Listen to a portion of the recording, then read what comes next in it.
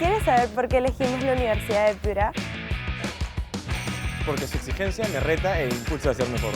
Porque nuestros profesores tienen grado de doctor. Y son reconocidos en el extranjero. Porque otorgan becas. Y se preocupa por la formación integral de todos los alumnos, independientemente de la condición económica. Nos ayudan a formar nuestra conciencia social. Porque además de estudiar, siempre hay tiempo para divertirse. Que puedes estudiar en el extranjero. Ou avec des personnes. die aus aller Welt kommen. Es por esto que el UDEP forma Mejores personas. Mejores profesionales.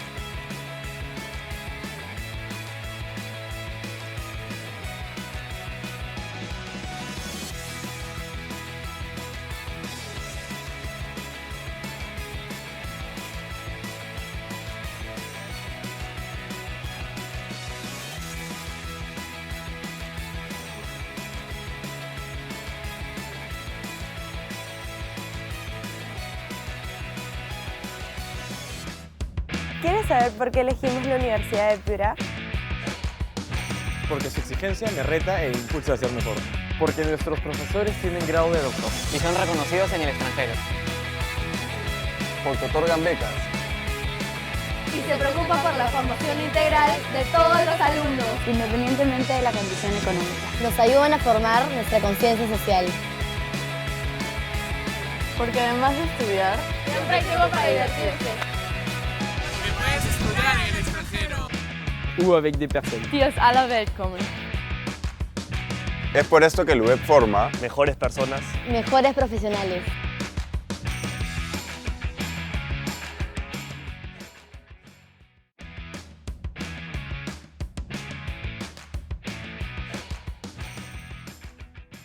Hola, bienvenidos a UDEP Explorer, a todos los padres y todos los postulantes que están interesados en la carrera de Economía en UDEP.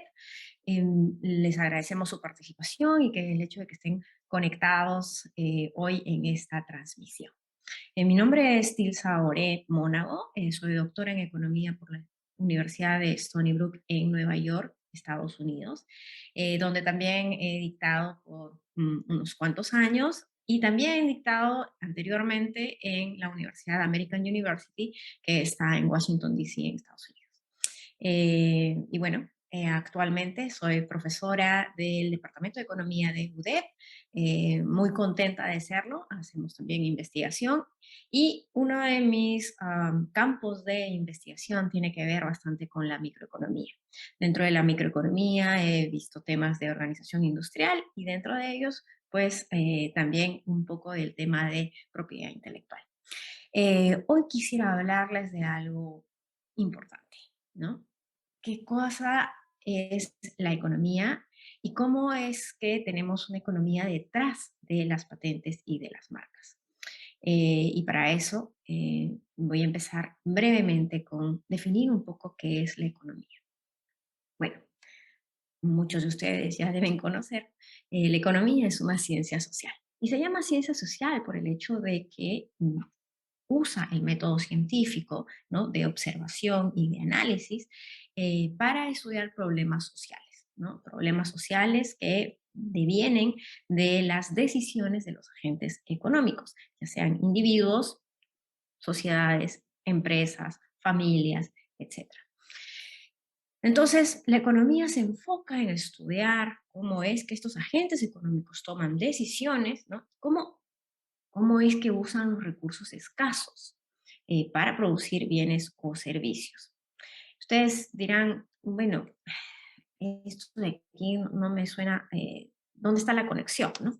Y es que nosotros tomamos decisiones justamente por el hecho de que hay recursos escasos. Si los recursos fueran infinitos, no tendríamos que tomar decisiones, ¿no? O sea, si existe dinero para todo, pues no tendría que decidir si comprar un vestido o estudiar inglés, ¿no?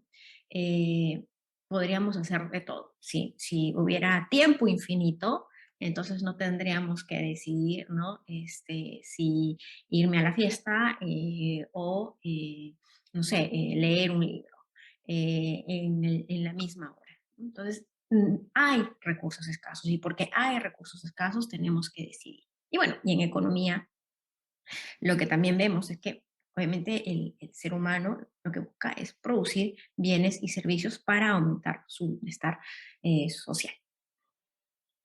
Hay tres preguntas claves en economía, ¿no?, que nos van a dirigir un poco el norte de lo que estudiamos. Uno que tiene que ver con qué bienes o servicios se deben producir, ¿no?, qué y cómo se utilizan esos recursos escasos para producir estos bienes y quién puede consumirlos.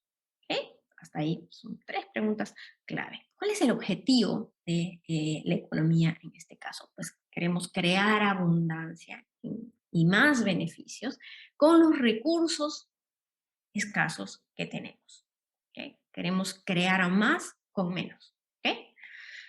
O usándolo de manera eficiente.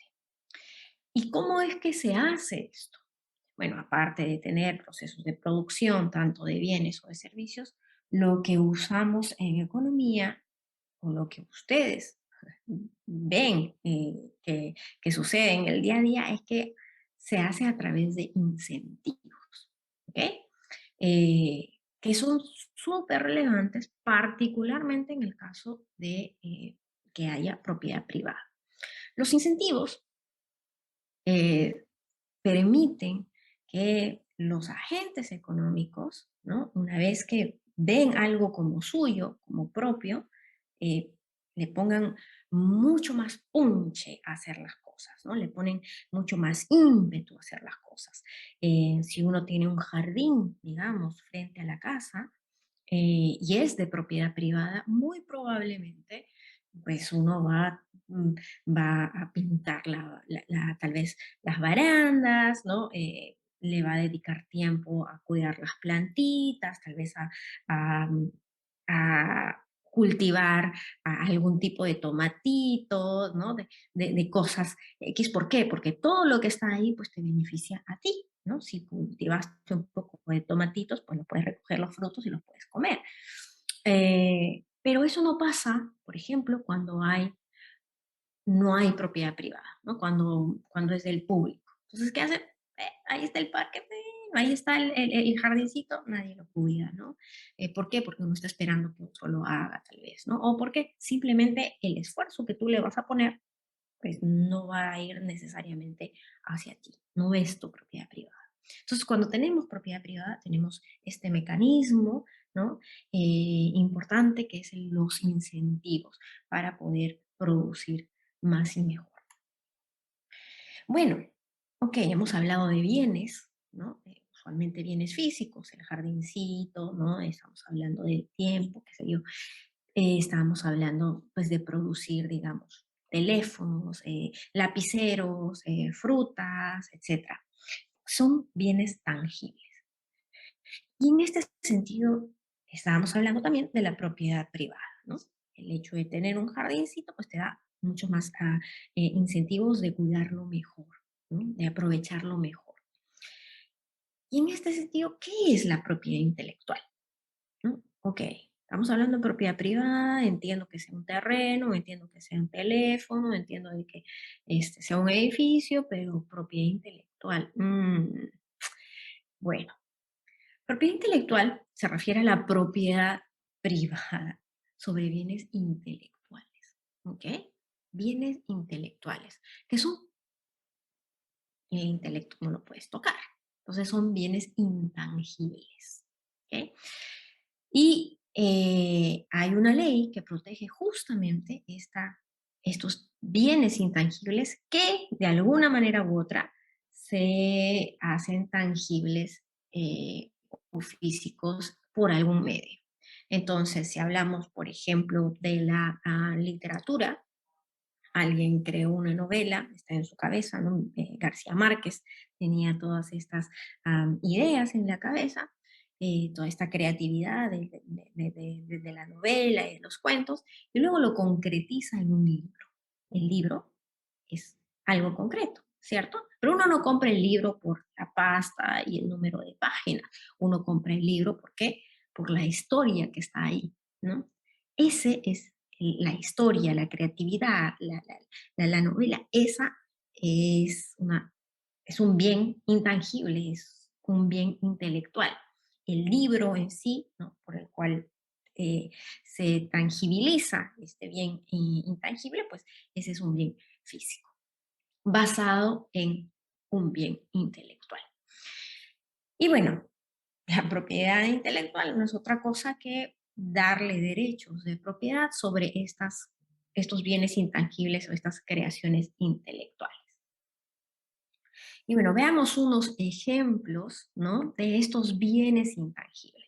Yo les había comentado la creatividad. Y bueno, la creatividad te lleva a hacer arte, ¿no? Música, literatura, inclusive software, ¿no? Porque hay muchos de estos chicos súper, súper talentosos que hacen estos videojuegos, ¿no? Que es un arte también. Pero no solamente nos quedamos en la parte de la creatividad artística, sino también en la otra parte que tiene que ver con la creatividad y curiosidad científica. Mucha gente, muchos científicos se quedan en los laboratorios horas y hasta días haciendo descubrimientos, haciendo estudios, creando conocimiento.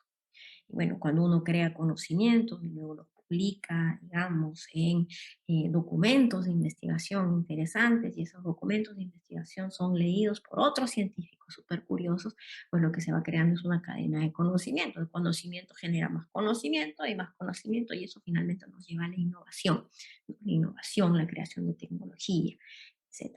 Yo aquí les pongo, por ejemplo, algunas imágenes de lo que podría encajar dentro de estos bienes intangibles, ¿no? Tenemos Hello Kitty, tenemos el disco musical de Michael Jackson, ¿no?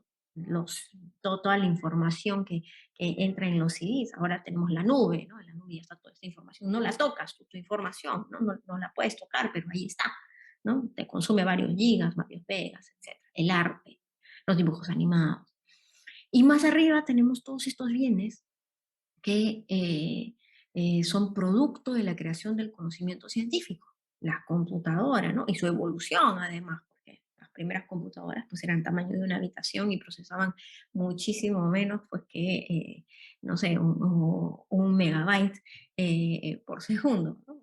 Mucho menos. Tenemos los chips, la bicicleta pues ha sido una creación, una invención que hasta ahora se sigue usando y muchísimo y súper saludable además. El teléfono celular, ¿no? Antes del teléfono celular, el teléfono con cable. Y aquí también le tenemos una fotito, ¿no? de que el teléfono sigue evolucionando, ¿no? Ahora se van usando materiales inclusive más maleables, ¿no? Para que los puedan inclusive doblar. Y ok, ahí tenemos ya bienes intangibles que se hacen de alguna manera tangibles. Pero hay unos bienes intangibles que ni siquiera los puedes tocar, pero sabes que existe y que tiene un valor. Estos de aquí son las marcas. Y ahí les pongo, ¿no? Ustedes ya lo vieron y lo reconocieron. Marca Perú, claro, Bembos, Samsung, Apple, ¿no?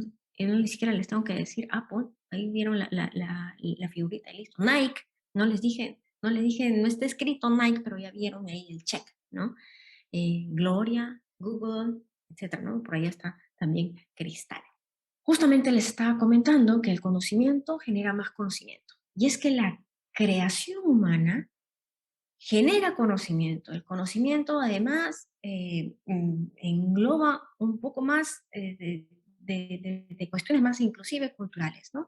Creatividad artística nos ayuda a reforzar cultura, a crear cultura.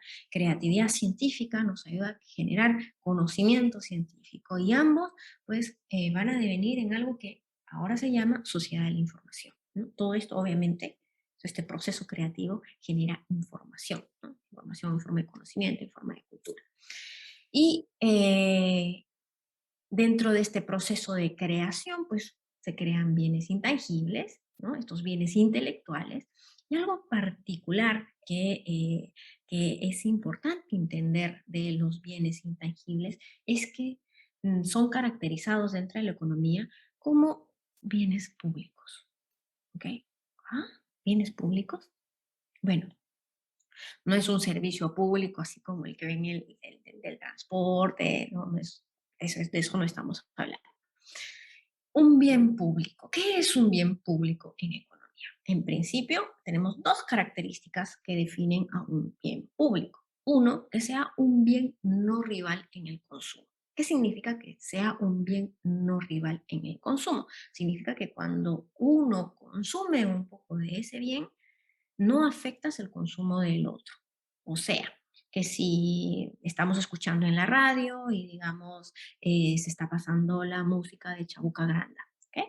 Yo estoy escuchando y me estoy deleitando de la música de Chabuca Granda, el hecho de que yo consuma esa música, ¿no? Tal vez yendo en el taxi, no hace que tal vez Juanita o Pedro, que están escuchando la misma radio en otra localidad, consuman menos de Chabuca Granda, ¿no? Ellos también están disfrutando, tal vez con la misma intensidad, de esa creación de la música de Chabuca Granda. Entonces, esto es distinto, por ejemplo, en bienes privados, ¿no? En bienes privados, digamos, las manzanas, ¿no? Entonces, estoy en mi casa y hay, digamos, 10 manzanas. El hecho de que yo me coma una manzana hace que haya menos manzanas para el resto de mi familia, ¿no? Ya no hay 10, hay 9. ¿Okay? Entonces, ahí el bien es rival en su consumo, ¿no? Si uno come, uno consume, hay menos para los demás. Eso no pasa en los bienes públicos y obviamente no pasa en conocimiento y no pasa, digamos, en apreciar el arte, en apreciar la música, la literatura, ¿no? El hecho de que uno lea 100 años de soledad no hace que haya menos 100 años de soledad para el resto. Primera característica. Segunda característica. El bien es no exclusivo. ¿Qué significa que sea no exclusivo? Significa que es muy difícil prohibir o excluir a los demás de consumirlo. Piensen, por ejemplo, en el atardecer. ¿Okay? El atardecer, ahí muy precioso, el cielo se viste de naranja, ¿no? Y es posible que yo le diga a mi vecino o que no permita que lo disfrute. No, no puedo hacer nada. No puedo excluirle eso. Aún si es que él no tiene azotea, pues lo va a poder ver de la ventana. Y aún si es que no tiene ventana, pues puede salir a la calle y igual consumir ese bien que es el ocaso, ¿no? El atardecer. Esto es distinto, ¿no? Por ejemplo, con lo de las manzanas que les decía, ¿no? ¿Puedo excluir a alguien del consumo de las manzanas en mi casa? Sí, ¿no? No puedo poner una etiqueta ahí cada uno y ponerle pertenece a Tilsa, pertenece a Tilsa. O, en últimas, le pongo un precio, ¿no? Si quieres la manzana, pagas por tanto y los excluyo. O, de otra manera, agarro las manzanas y las escondo. La puedo excluir. Eso no pasa con un bien público. Y obviamente tampoco va a pasar con estos bienes intangibles. Estos bienes intangibles bienes intelectuales están obviamente basados en información. Y la información, una vez que se ha distribuido, ya es muy difícil excluir a alguien. ¿Ok? ¿Cuáles son los problemas con los bienes públicos? ¿Se acuerdan el ejemplo que les di con lo del jardincito? Bueno, uno no hace, ¿no? Uno no tiene los incentivos para cuidarlo, para producir cosas. ¿Ok? Muy probablemente uno va a esperar que alguien más trabaje en ese jardincito y le ponga flores, ¿no? Y disfrutar de esas flores en las cuales uno no ha trabajado. A eso se le llama free riding, ¿ok? O polizontes. Estamos actuando de polizontes. Yo no hago nada, pero me beneficio de si alguien lo hace. Otro problema es el de las externalidades. Yo les decía que el conocimiento genera más conocimiento, ¿no? Y cuando haya más arte, pues también esto ayuda más a la creatividad. Hablamos de externalidades, es un concepto muy bonito en economía, cuando hay una transacción entre dos personas, ¿no? Y hay un efecto, ya sea positivo o negativo, en un tercero que no participó de esa transacción. En el caso que nosotros tenemos, digamos, tenemos al científico, ¿no? Que está trabajando día y noche en su laboratorio por años, ¿no? Y crea, no sé, pues, la cura para la malaria, ¿no? Crea la cura para la malaria. Bueno, él trabajó duro y arduo todas esas noches, creó la vacuna para la malaria, y bueno, ese descubrimiento científico, ¿no? Hace que finalmente haya mucha gente que se vea beneficiada de eso. Y no necesariamente, pues, solamente el científico se ve beneficiado de eso, sino muchos otros que no se pasaron toda la noche investigando. Ese es un ejemplo de externalidades positivas. En el caso del jardincito, ¿no? Si mi vecina es muy acomedida y le gusta las flores, etcétera, y se toma el tiempo de hacerlo sin que ese jardincito sea de nadie, ella puso mucho esfuerzo, muchas horas de trabajo en arreglar los jardincitos. Quizás hasta compró las semillas, incurrió en gastos para hacerlo, ¿no? Pero el haberlo hecho hace que ese jardincito pues genere mucha alegría en el barrio, ¿no? Esa alegría del barrio. El hecho de que yo lo disfrute viendo ese jardincito pues genera un beneficio a un tercero que no participó en la transacción, o sea, yo, ¿no? Ahí hay una externalidad positiva. Tenemos externalidades negativas, ejemplos hay muchísimos, ¿no? El clásico ejemplo es de la persona que fuma cigarro. La persona que fuma cigarro va a una tienda, compra un cigarrillo, ¿no? Paga por ese cigarrillo un dinero. El que produjo el cigarro o el vendedor recibe, ¿no? El costo de producción de ese cigarrillo, pero cuando este señor consume cigarrillo, ¿no? Y Tilsa viene atrás, ¿no? Tilsa viene atrás ahogándose, Tilsa está pagando, está siendo incomodada por el consumo de alguien más. O sea, yo soy una tercera persona que no participé en la transacción, ni pagué, no, ni recibí un dinero, pero estoy siendo afectada por el consumo del cigarro de este señor. Ahí es un ejemplo de una externalidad negativa. Bueno, en este caso, la información, los bienes intelectuales, tienen características de un bien público y se llama bien público porque además hace un bien, ¿no? La información, crea conocimiento y crea cultura. Entonces, tienen una externalidad positiva. ¿Y cuál es el problema con esto? Bueno, el problema es que al tener características de un bien público y al generar externalidades positivas, socialmente lo óptimo sería que se produzca más de este bien. Socialmente sería lo óptimo que haya mucho más investigación y desarrollo, que haya mucha más creación, innovación en tecnología, ¿no? Que haya mucha más creación en literatura, etc. Eso es lo óptimo, lo que le haría bien a la sociedad, porque obviamente todos estos bienes generan más bien. Pero el problema es que como se maneja de una manera más, más privada, como que el, el hecho es que se produce menos de lo que se esperaría socialmente. Se produce menos. Tenemos le llamamos una subproducción de bienes informacionales. ¿Por qué pasa esto? Bueno, básicamente porque si estamos hablando, digamos, de literatura o de software, ¿no? Una vez que la información fue copiada y fue distribuida, el costo de reproducir esa información es básicamente cero. Y obviamente el costo de producir esa vacuna, esos videojuegos, de producir, no sé, esa obra de arte, ha sido pues significativa. Entonces el costo de reproducción es menor al costo de producción y por eso es que existe la piratería también, ¿no? Y entonces hay muchos desincentivos a aquellos que crean cultura, que crean conocimiento, que crean avance científico.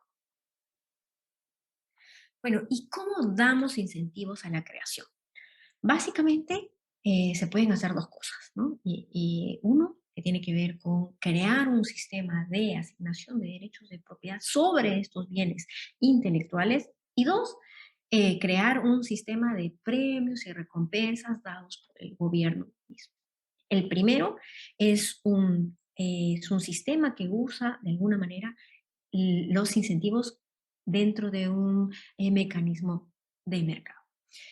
¿Y qué es lo que se hace ahí? Básicamente se le entrega los derechos exclusivos de propiedad al creador de este bien intelectual, ¿no? Para que pueda usarlo y pueda tener un monopolio legal.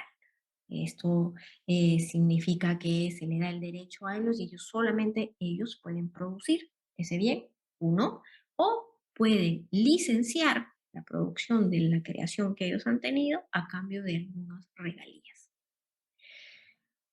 Tilsa, usted dice que aquí los monopolios son buenos, pero en la televisión y en la radio nos andan diciendo que los monopolios son malos. Tenemos monopolio en el mercado de cervezas, tenemos monopolio en el mercado de farmacias. ¿Cómo es posible que me digas que vamos a usar un monopolio? Y yo te puedo decir lo siguiente. Bueno, lo que pasa es que las cervezas es un mercado distinto, ¿no? Ese es un bien de características, bueno, es un bien privado, ¿no? Y al ser un bien privado, pues no es rival en su consumo, ¿no? Y puede ser excluyente o puede excluir a los demás de su consumo. Entonces, ahí no habría problemas porque en principio hasta podría generar externalidades negativas, ¿no? En cambio, en el mercado de investigación, en el mercado artístico, ¿no? No hay estas externalidades negativas, por el contrario, hay externalidades positivas, ¿no? El hecho de crear avances científicos hacen que hayan más avances científicos, ¿no? El hecho de crear música alegra los corazones de todos quienes los escucha y fomenta mayor creatividad en quienes los escuchan, ¿no? En el caso de farmacias, ese es un caso muy bueno, pero el producto final, ¿no? El producto final sí es, digamos, lo que se vende en las farmacias, vitaminas, pastillas, pañales, todo lo que se vende en las farmacias, pues son bienes privados, ¿ok? O sea que son rivales en su consumo y que son excluyentes. En este caso, lo que nosotros o lo que se busca con la asignación de derechos de propiedad sobre los bienes intelectuales es darle todos los incentivos a los inventores, a los creadores, ¿no? A seguir produciendo y que se vean beneficiados de todas las rentas, ¿no? de la producción de esos bienes. Entonces, en principio van a recuperar todos los costos en los que han incurrido, no solamente los costos monetarios, sino también los costos de oportunidad, ¿no? Y obviamente van a poder tener un margen de ganancia. Y claro, Van a ver algunos riesgos. Sí, hay unos riesgos aquí y tiene que ver con el hecho de que hay un conflicto entre los incentivos a la creación, ¿no? Y tal vez el acceso a la información y conocimiento. Cuando ustedes entren a la universidad, muy probablemente les vamos a hacer leer muchos papers, muchas investigaciones publicadas en revistas internacionales, pero bueno, ahí también hay derechos de autor, ¿no? Entonces hay ciertas revistas en las cuales uno tiene que pagar suscripción para tener acceso a esas revistas, ¿no? Y obviamente, sí, si bien hay un monopolio legal de los autores, ¿no? que obviamente quieren ganar un poco de dinero para seguir produciendo estos bienes intelectuales, pues ahí está todo el resto que quisiera tener acceso a esa información y no necesariamente lo tiene, ¿no? Porque tendría que pagar algo. Particularmente estoy hablando de las suscripciones de estas revistas internacionales. Ok. ¿Cuál es la otra manera de solucionar? Bueno, básicamente tenemos al gobierno, al gobernador, al presidente, ¿no? Que le paga a cada creador, inventor un precio. ¿Okay? Un precio, le da un premio por crear algo, por inventar la máquina más innovadora, qué sé yo. Y una vez que le ha pagado esto, pues pone el bien de manera gratuita, ¿no? De libre acceso. El problema aquí es que se requiere tener una precisión única para determinar cuánto es ese premio o cuánto es esa recompensa, ¿no? Económicamente hablando, el que hace ese problema tendría que estimar cuál es la valoración de esa invención, ¿no? En la sociedad en general, ¿no? Y monetizarla y ver cuánto realmente es, lo cual puede ser bastante difícil de saber, ¿no? Si uno piensa, por ejemplo, en Alan Turing, que es uno de los pioneros, el padre de las ciencias de la computación, pues las investigaciones que él hizo en su momento, quizás si las hubieran valorado, no lo hubieran valorado tan bien, ¿no? Es gracias a él, a sus trabajos pioneros, que toda la revolución en las computadoras se da ahora y tenemos internet, tenemos microchips, tenemos muchas cosas, ¿no? Software, etcétera, inteligencia artificial, etcétera. O sea, valorarlo en ese entonces, pues era de locura, ¿no? No se podía necesariamente valorar, o si lo hubieran hecho, hubiera sido subvalorado, ¿no? No hubieran contado todo lo que hubiera pasado 50 o 60 años después. ¿Por qué es importante dar incentivos a la protección, a la propiedad intelectual? Porque es importante dar incentivos a la creación de bienes intelectuales, pues porque genera mayor crecimiento económico, ¿ok? ¿Cómo es que se protege los bienes intelectuales? Bueno, hay varias maneras y ustedes deben haber escuchado algunas, si es que yo les digo Indecopy, ¿no? Bueno, una de ellas tiene que ver con las patentes o modelos de utilidad que protegen los productos y procesos innovadores. ¿Okay? Las patentes. Las patentes protegen creaciones, invenciones. La otra son las marcas colectivas, la certificación marcaria, que protegen signos distintivos. Signos distintivos, signos que hacen que uno distinga un producto de otro producto distinto, o un producto de un productor, ¿no? Otro producto de otro productor. El diseño industrial protege diseños creativos, incluidos los diseños textiles. Esta es la otra, ¿no? El copyright o derechos de autor y derechos conexos, que protege todas las obras artísticas, culturales, literarias. Aquí entra música, aquí entra literatura, y también entra el software y la base de datos complejas. ¿Okay? Todas las apps, que son software que ustedes tienen en su teléfono, pues están protegidas por derechos de autor también. Bueno, secretos comerciales, que son información súper confidencial de algunas empresas, ¿no? Por ejemplo, nadie sabe cuál es la receta de la Coca-Cola, ¿no? Es un secreto comercial. Y la otra que tiene que ver con indicaciones geográficas. Ustedes habrán escuchado Sí, nuestra pelea con Chile siempre, ¿no? Del pisco. Y por ahí dicen, no, pues el pisco es peruano porque el nombre lo tiene del sitio llamado Pisco, ¿no? El hecho de tener una indicación geográfica, ¿no? Le da un extra valor. O el otro ejemplo es el champán, ¿no? El champán. El champán solamente puede ser llamado champán si es que viene de Champagne, Francia. ¿Okay? Si es que alguien hace un champán, una bebida, digamos, gasificada, o un vino gasificado fuera de Francia, pues ese no puede ser champán. ¿Okay? Porque el champán tiene que venir de un sitio llamado champán. ¿Okay? Tiene una indicación geográfica. O, digamos, la cerámica de Chulucanas, ¿no? La cerámica chulucana que viene de Chulucanas, esta es la que tiene un valor. Pero si Tines aprendió a hacer la cerámica y la hace en Huancayo, ¿no? Entonces sale cerámica hecha en Huancayo, por más que tenga la técnica de Chulucanas, no va a tener el valor que el que tiene de hecho en Chulucanas. ¿Okay? Bueno, tener un buen sistema de protección de propiedad intelectual incentiva en sí a tener un mayor PBI, a tener un mayor avance en tecnología.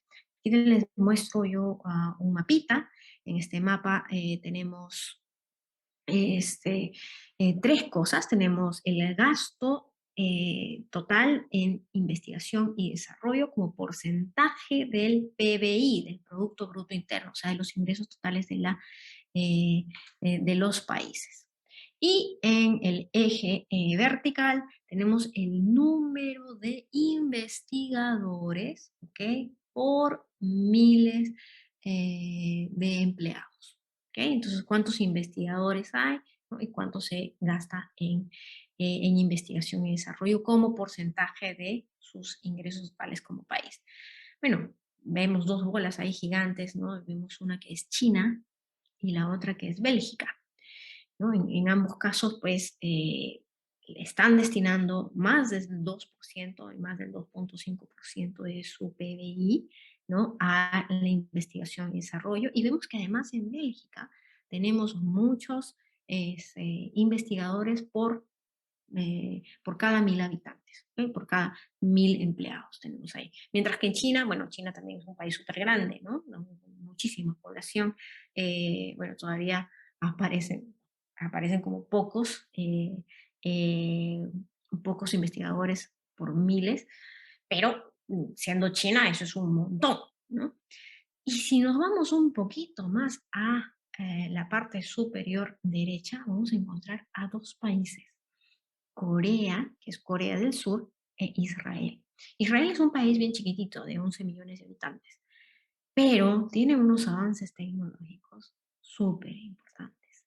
Y Corea, pues Corea también, ¿no? O sea, aquí israelíes y coreanos hay muchísimos investigadores, ¿no? En relación a su población, y van destinando, pues, 4.5% de su PBI solamente en investigación y desarrollo.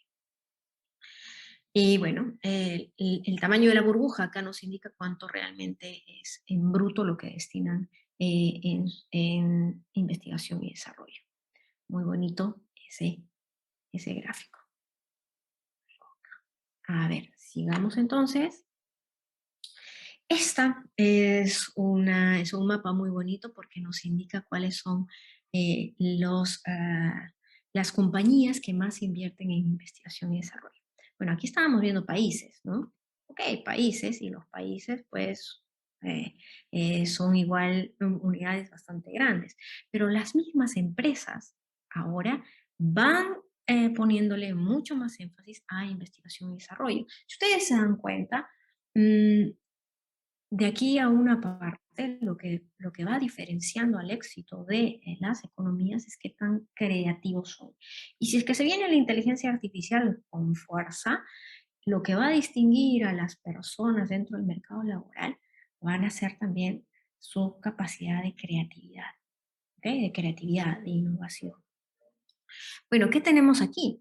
Pues tenemos a las 50 más grandes empresas, ¿no? que van gastando en investigación y desarrollo. Y aquí van gastando, que ya tenemos un 14, 8, 6, 7. ¿Cuánto es esto? Bueno, en realidad todos estos números están dados en millones. Entonces tenemos a Samsung, que dedica a, esto me parece que es datos de 2020, 14.867 millones en investigación Samsung. Luego viene Alphabet. ¿Y qué es Alphabet? Bueno, Alphabet es el nombre corporativo de Google y de YouTube y de todas las demás empresas, ¿no? Entonces, antes se llamaba Google y luego le cambiaron el nombre corporativo a Alphabet. Ese es Alphabet, a Google y todo lo demás. Ambos son empresas tecnológicas, ¿no? Tecnológicas en la manera en que la vemos ahora, ¿no? Más de productos de software, etc. Luego tenemos Volkswagen, ¿qué? Carros, ¿no? Y nuevamente tenemos a Microsoft y tenemos a Huawei, la China, ¿no? Entonces, una empresa china que figura como quinta en el mundo, invirtiendo muchísimo en investigación y desarrollo. Entonces, nos vamos a dar cuenta que por lo menos dentro de los 5 primeros, 4, o sea, el 80%, son empresas tecnológicas, ¿ok? Bueno, luego viene Intel, también tecnológica, Apple, también tecnológica, aquí hay una farmacéutica, Roche, ¿no? Y Johnson Johnson, luego. Y así pues podemos ir viendo qué cosa es lo que va gastando más investigación y desarrollo. Cuando yo les mencionaba lo de farmacias, que era un mercado peculiar, y es que, bueno, las farmacias que tenemos en Perú y que están monopolizadas, pues son las farmacias que distribuyen, ¿no? De venta al por menor. Pero los productores de farmacéuticos, de productos farmacéuticos como Pfizer, como Johnson Johnson, como Roche, ¿no? Ellos pues también tienen mucha protección de propiedad intelectual porque ellos gastan muchísimo en investigación para poder tener nuevos medicamentos o vacunas, etc. ¿Qué más tenemos? ¿Por qué son importantes la investigación y desarrollo? Bueno, yo creo que lo vienen repitiendo muchísimo los políticos y es que esto nos permite un paso hacia el desarrollo económico. Yo aquí les muestro más o menos cómo ha sido en el caso de Corea del Sur, ¿no? Ya que estábamos hablando de Corea hace un rato. Pero Corea es parte de uno de los ejemplos de milagro económico en el mundo, porque en 1953, cuando terminaba su guerra, pues era el segundo país más pobre del mundo, ¿no? Y ahora pues vemos a Corea como un país dentro del club de los países ricos de la OECD. Bueno, ¿qué es lo que hizo Corea? ¿Qué es lo que hizo distinto Corea que lo que no hizo, que lo que no hacen muchos países en Latinoamérica? Bueno, hicieron todo un plan de desarrollo a largo plazo, se esforzaron muchísimo, toda la población unió hombros para trabajar en la economía coreana, pero también le dieron un componente súper importante a todo lo que tenga que ver con el desarrollo industrial y particularmente con el desarrollo, con la investigación y desarrollo en los países. Y claro, a partir de entre los 60 y los 70, pues básicamente esto significó imitación, ¿no? O sea, que es algo que ahora ya no pueden hacer los países porque la protección de propiedad intelectual ya está globalizada, ¿no? Eso lo pudieron hacer en los 60 y los 70, donde todavía estaban en sus pininos. Luego tuvieron la internalización, que eso quiere decir un incremento importante en la inversión privada en investigación y desarrollo, y eso ha llevado a muchísima innovación. Empezaron a producir más barcos, empezaron a producir carros, televisores, electrónicos. Eso luego se vio como parte del conocimiento que iban acumulando, ¿no? Y finalmente empezaron a crear tecnología a partir del 90, ¿no? Aquí súper importante destaca la colaboración de las universidades con la empresa y con el gobierno, ¿no? A partir de 1990 empiezan a crear celulares, empiezan a crear tecnología de software. De hecho, en Corea del Sur, en el año 2000, pues ya tenían celulares con pantalla táctil, en el 2003 o en el 2004, antes de lo que ya tenía Estados Unidos, ¿no? Y van para más todavía. Antes de continuar, a todos los postulantes que nos ven y escuchan, no olviden dejar sus comentarios aquí abajo, que nosotros vamos a responder a cada una de sus inquietudes y sus preguntas. Bueno, patentes, ¿no? Patentes, que es lo más relevante en términos de innovación o de invención, ¿no? De invención de maquinaria, de tecnología. ¿Qué son? ¿Para qué es importante? Bueno, las patentes protegen nuevamente la creación, la invención de bienes y de procesos, ¿no? Que se materializan en bienes tangibles de alto valor agregado. Y de alto valor agregado, aquí les pongo un ejemplito, bueno, la bicicleta sigue siendo usada, y esto de aquí que tiene que ver con algún componente interesante de una, debe ser de alguna medicina, ¿ok? ¿Qué es lo que requiere una patente para ser otorgada a su creador? Bueno, necesita que la creación sea nuevo, no, o sea, no voy a repetir lo que ya alguien ha hecho. Tiene que ser útil, que uno cree, no sé, pues ¿no? Un casco que me permita tener papel higiénico o papel o tissues para limpiarme la nariz en cada momento. Puede ser útil, pero no sé. No, algo mejor debe haber. Y tiene que ser no obvia, ¿ok? No obvia. No es algo que, tiene que ser algo innovador, no necesariamente algo que es obvio que se tiene que hacer de esta manera, ¿ok? Y de acuerdo a eso, ¿no? Se determina luego el ámbito de su aplicación y protección. ¿Cuál es la autoridad en Perú que ve este tema? Indecopi, ¿ok? Esa es la patente. ¿Se le otorga a quién? Se le otorga al primero que presente la creación. ¿Okay? Y aquí esto puede generar una guerra de patentes. ¿Por qué? Porque si yo creé, digamos, la bicicleta, ¿okay?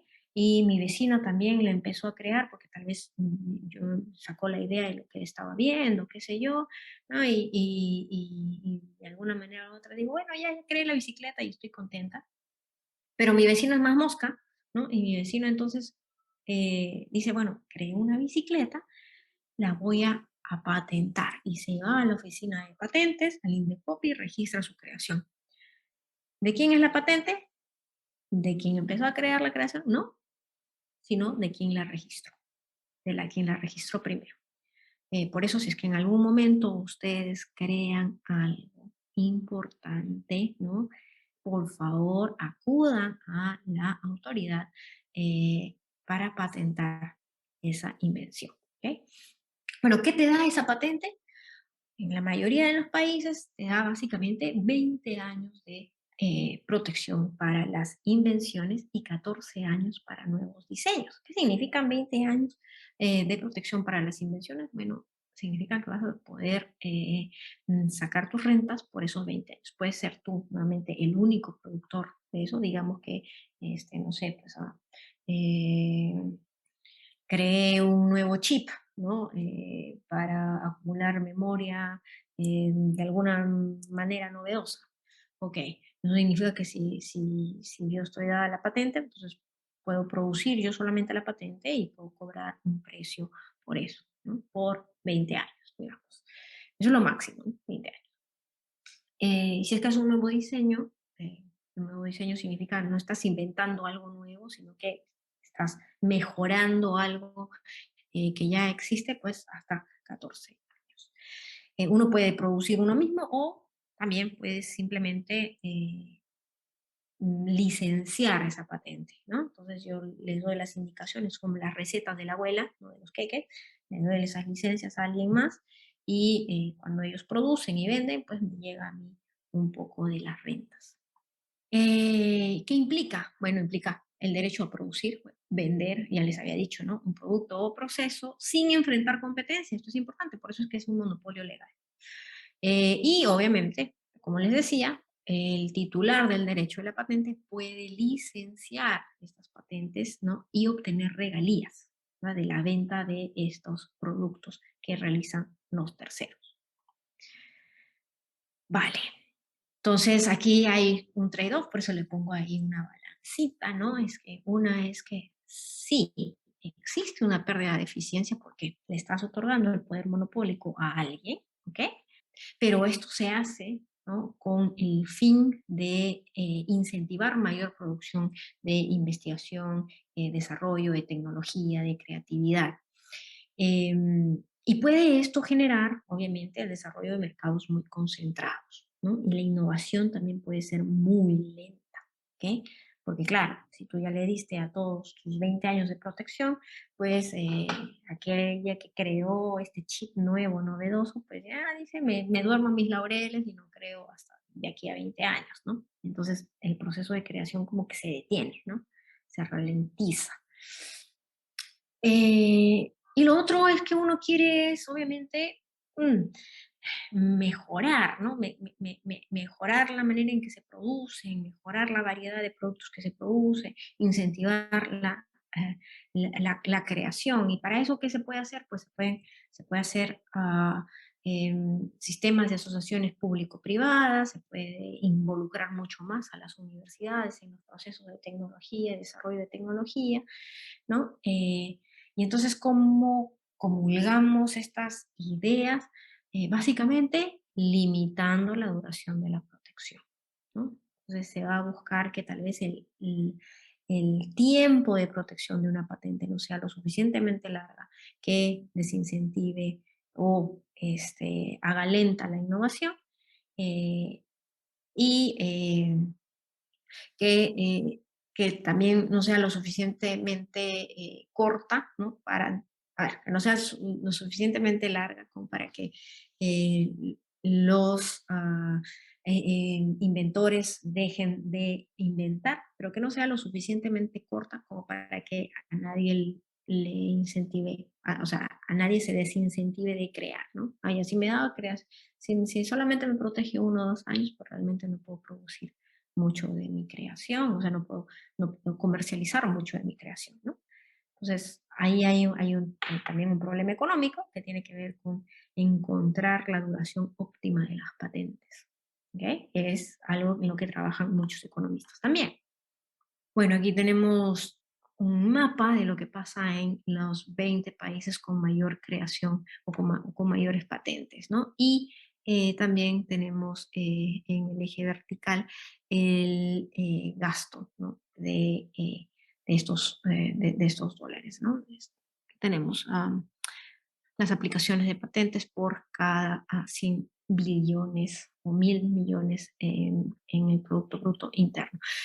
Nuevamente resalta Corea, la República de Corea o Corea del Sur, que no solamente tiene muchísimas solicitudes de patentes, sino también que invierte bastante en ello, ¿no? Del 2009 al 2019 casi pues sigue invirtiendo lo mismo.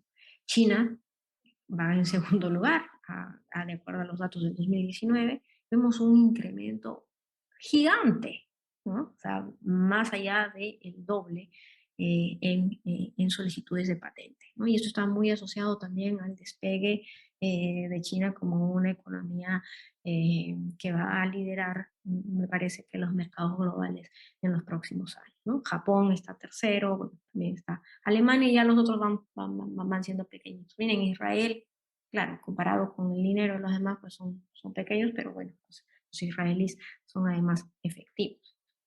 Aquí tenemos dos gráficos. Tenemos las grandes economías que además, sí, solamente las grandes economías de acuerdo a sus PBIs, a sus ingresos nacionales. Vemos que tenemos a China, tenemos a Estados Unidos, a India, tenemos además el crecimiento proyectado de su PBI en el 2020. Y aparte, en el lado derecho, tenemos cómo se ha comportado, ¿no?, el registro de patentes. Entonces, vemos que en China, ¿no?, ha tenido este crecimiento casi exponencial, ¿no?, en el número de patentes licenciadas, ¿no?, y que le ha ganado inclusive a Estados Unidos, a Japón, no, a Corea del Sur, perdón. Entonces vemos que hay los países más grandes, los que ahora están acumulando mucho más dinero, digamos, en ingresos, ¿no? Eso está muy asociado también a su comportamiento en el número de patentes y obviamente en la inversión que hacen en investigación y desarrollo. Estos son los países, estas son las empresas, ¿no? Tenemos a Huawei, que es la empresa china, que digamos que está primerita en la línea en el número de solicitudes de sus patentes. Entonces es Huawei, que es una empresa tecnológica, ya saben, de teléfono, de computadoras, etc. Luego sigue Qualcomm, que es un estadounidense, ¿no? Y Qualcomm tiene que ver también, está muy asociada a telecomunicaciones, equipo de telecomunicaciones. Otra china, ZTE, ¿no? Y recién ahí viene Panasonic y Mitsubishi de Japón, ¿no? Más o menos para que ustedes vean. Bueno, aparece todavía Siemens, la alemana, Microsoft aparece también, ¿no? Algo súper interesante. Bueno, hablamos entonces de patentes, que es una forma, obviamente, de protección de bienes de información, creación e invención que terminan siendo, ¿cómo le llaman? O sea, que terminan teniendo un correlato en algo físico, ¿okay? Se vuelven bienes tangibles. Estos bienes intangibles de creación terminan tangibilizando en algo, computadoras, celulares, etcétera, y que están protegidos, ¿no? Por derechos de propiedad intelectual a través de las patentes. Pero bueno, tenemos también el otro tipo de bienes informacionales, de bienes intelectuales, como las marcas, ¿no? Que no las tocas, ¿no? Las puedes ver. Un rato te muestro algo, escuchas inclusive el sonido de Donofrio, ¿no? Y ya estamos pensando en helado. Esa es una marca, es un signo distintivo. No la tocamos, la escuchamos, no es tangible, pero igual se protege. Entonces, ¿cómo definimos las marcas? Las marcas son símbolos, palabras o cualquier signo que distingue un bien o servicio, ¿no? Que la distingue en la producción de una empresa sobre las otras. ¿Okay? A diferencia de las patentes, las marcas no tienen un tiempo de expiración. ¿Okay? Entonces pueden ser marcas que pueden ser protegidas por muchísimo tiempo, a menos que esa marca pues termina siendo muy popular, ¿no? O sea, ya entra en la idiosincrasia de toda la gente, entonces ya no sirve para distinguir a una empresa, el producto de una empresa o el servicio de una empresa, ¿okay? A menos que pase eso. No requiere ser novedosa para ser registrada, ¿okay? Pues, basta con que sea distinta a las demás, ¿okay? Basta con que sea distinta a las demás. ¿Y por qué son importantes las marcas? Bueno, las marcas son importantes porque asocian cierto producto o servicio con un productor. Y no solamente eso, sino que cuando uno trabaja mucho en las marcas, estas asocian a estos bienes y servicios con la reputación que tiene la empresa, ¿no? El proveedor. Entonces las marcas pueden servir no solamente para distinguir al productor, al vendedor, sino también para dar una señal de calidad, ¿no? Si es que este productor o este vendedor pues ha dado un muy buen servicio. Bueno, tenemos también aquí un poco el esquema de cómo es que funciona. Súper importante saber que las marcas no son valiosas en sí mismas, ¿ok? Sino que su valor radica en el hecho de que transmiten información a los consumidores sobre su calidad, sobre la reputación, sobre el hecho de que existen, nada más. ¿Okay? Y en ese sentido, pues, el consumidor va a conocer mucho de las marcas a través de la publicidad, es un medio de publicidad, ¿no? Y las empresas, ¿no? Van a tener, o las firmas, van a tener incentivos de mantener una calidad a un nivel. ¿Okay? Entonces, yo sé que el consumidor, ya ven ustedes ahí, ¿no? Pero es que es la marca, ¿no? La marca Nike es importante. Y las empresas como Nike, pues va a hacer todo lo posible para que tal vez tengan mucho cuidado en el tipo de publicidad que tienen, para que no parezca racista, para que no parezca tal, no sé, pues discriminadora, etcétera, ¿no? Porque tiene que mantener el valor de la marca. ¿Okay? La marca es un activo intangible. ¿Okay? ¿Por qué son importantes? Porque tú y yo y todos sabemos que hay ciertos bienes, ¿okay? Que necesitan, que no se conocen así nada más, sino que son, les llamamos bienes de experiencia. ¿Okay? Entonces hay tres tipos casi de bienes de confianza, bienes de búsqueda, bienes de experiencia. ¿No? Un bien de experiencia, por ejemplo, es la ropa. Salió la marca, no sé, digamos, Pepita, Pepita 3. Ay, Pepita 3, todos quieren usar Pepita 3, pero Pepita 3 produce pantalones, digamos, ¿no? Y uno se pone el pantalón y tal vez el Pepita 3 tiene una manera de confeccionar que no le da muy bien a mi cuerpo. ¿Ok? Ay, bueno, ok, es un bien experiencia. O sea, no sabes qué tanto te va a gustar ese bien a menos que lo hayas experimentado. ¿Ok?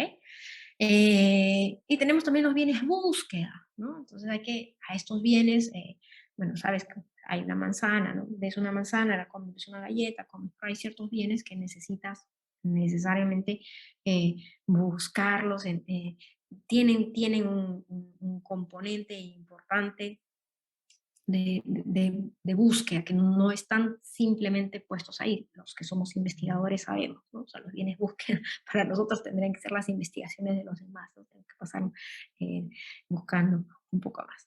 ¿No? Y bueno, los de confianza que están muy asociados también a lo de experiencia, ¿no? Las cremas, por ejemplo, para productos dermatológicos, ¿no? Tienes que confiar, además, ¿no? Porque tienen ciertos componentes químicos y no te vayan a dañar la piel.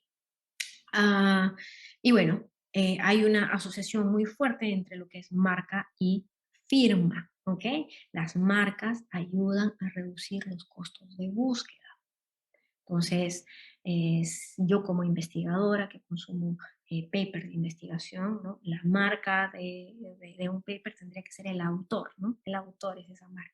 Si es un paper de un premio Nobel, digamos, John Nash o Joseph Stiglitz, pues no, es un paper de Joseph Stiglitz. Eso ya me garantiza que el paper debe ser bueno. O en el caso de los músicos, ¿no? El nombre de los músicos es su marca, ¿no? Shakira tiene obviamente un nombre más largo, creo que quizás no se llama ni Shakira, no tiene Shakira, pero Shakira es su marca. Entonces tú escuchas una música de Shakira, ya sabes que es Shakira, entonces ya sabes más o menos el estilo, ¿cierto? Entonces te reduce los costos de búsqueda. Y obviamente reduce el problema de información asimétrica. ¿Qué es la información asimétrica? Bueno, es cuando nosotros no conocemos muy bien la calidad de los productos, ¿no? Digamos, las comidas también, ¿no? En los restaurantes. Particularmente en Perú han habido muchos problemas de algunos restaurantes que uno no ve pues la cocina, ¿no? Solamente ves el plato que llega a tu mesa. Entonces tú no sabes cuál es la calidad de los ingredientes que tal vez ellos están usando, ¿no? Tal vez si usaron un tipo de aceite y no el otro, etc. Pero si ya viene con una marca detrás, ¿no? Digamos, no sé, Maidó o una marca de Doña Panchita, qué sé yo, esa es la marca del restaurante, ¿no? Entonces ya más o menos uno sabe que es de buena calidad. Lo mismo con la ropa, ¿no? Lo mismo con los medicamentos, muchos otros productos. Inclusive las laptops, ¿no? Las laptops también. Uno hace una búsqueda intensa, vienen con un costo de búsqueda grande, pero igual no sabemos pues si realmente cómo es que el producto está hecho en sí, no tenemos toda esa información, el productor lo sabe, nosotros no. Y entonces, en ese sentido, las marcas también nos señalan un nivel de calidad, ¿okay? Y nos reducen ese problema de no saber o de ignorar qué tan bueno o malo es un producto. Finalmente les quiero mostrar el valor de las marcas en el mundo. Aquí tengo dos cosas. Tengo un panel del 2008 y el 2009 y el panel del 2020. En el 2008 pues vemos que la marca Coca-Cola, la IBM, la Microsoft, esa es creo que la General Electric, que eran súper grandes, ¿no? Vemos ahí McDonald's, Google está en puesto 7, okay, Google ya estaba igual de grande, pero bueno, y Disney aparece por ahí, ¿no? Y han sido pues las marcas más valoradas. Ese es el valor de la marca, ¿ok? Aquí vemos en la columna que está con las letras en rojo. Valor de la marca. Interesante, ¿no? Bebidas, computadoras, electrodomésticos, teléfonos, restaurantes de comida rápida. Ahí vemos buscadores de internet. Toyota es de carros, otra es computadoras, y Disney que es una industria del entretenimiento. ¿Cómo ha cambiado eso en el 2020? Uy, bastante, ¿no? En el 2020, en el primer lugar tenemos a Apple, que es una marca de productos electrónicos, ¿no? Teléfonos, laptops, monitores, etc. Y en segundo lugar tenemos a Amazon. ¿Qué es Amazon? Bueno, es una gran plataforma digital, ¿no? De distribución, de compra y venta de productos, ¿ok? Pero no solamente eso, Amazon ahora es un monstruo, ¿no? Porque además ya se compró algún supermercado llamado Whole Foods en Estados Unidos, trabaja también no solamente con esta plataforma de compra y venta, sino que también provee servicios de nube, o como le llaman estos, de servidores gigantescos, ¿no? Para las computadoras, o sea, mucho, ¿no? Y luego la siguiente sigue siendo Microsoft, que es una tecnológica, la siguiente sigue siendo Google, que es una tecnológica, la otra sigue siendo Samsung, que es una tecnológica, y Coca-Cola recién llega en el puesto 6. Entonces se ha estado reconfigurando muchísimo, ¿no? Al parecer las empresas tecnológicas también han entendido la importancia de sus marcas. En el Perú, ¿cómo está la cosa? Bueno, no tenemos todavía empresas tecnológicas, ojalá que en algún momento las tengamos, pero lo que tenemos es que la marca más importante que todavía está mejor valorada, pues es la de una cerveza, ¿no? La Cristal, la Pilsen en tercer lugar, ¿no? Y bueno, están bebidas y cervezas en realidad, ¿no? Bebidas y cervezas, y por ahí aparece el BCP y Interbank, que son servicios financieros, ¿no? Y son básicamente comida y bebida lo que tenemos, ¿no? Y bueno, servicio financiero seguro, pacífico, y ya, ¿no? Retail, Plaza Vea. Y esto es como lo que tenemos nosotros en Perú. Esperemos que de aquí a unos 10 años, si tenemos la charla nuevamente, podamos tener el antes y el después, ¿no? Y quizás ver tal vez una reconfiguración y tal vez empecemos a ver empresas que se dediquen a software, que se dediquen a más tecnología, porque yo confío que en Perú pues vamos a tener cada vez más estudiantes que se dediquen a la parte más científica también. Eso es todo. Muchísimas gracias por quedarse conmigo y espero haberles ayudado un poquito a entender cuál es la economía detrás de las patentes y de las marcas. Los invito a estar atentos a nuestro cronograma. Pueden ingresar a UDEP Explorer, ya que compartiremos información sobre todas nuestras carreras. Para cualquier duda, por favor, escribir al inbox o al correo admisionlima@udep.edu.pe. Muchas gracias nuevamente. Hasta una próxima oportunidad.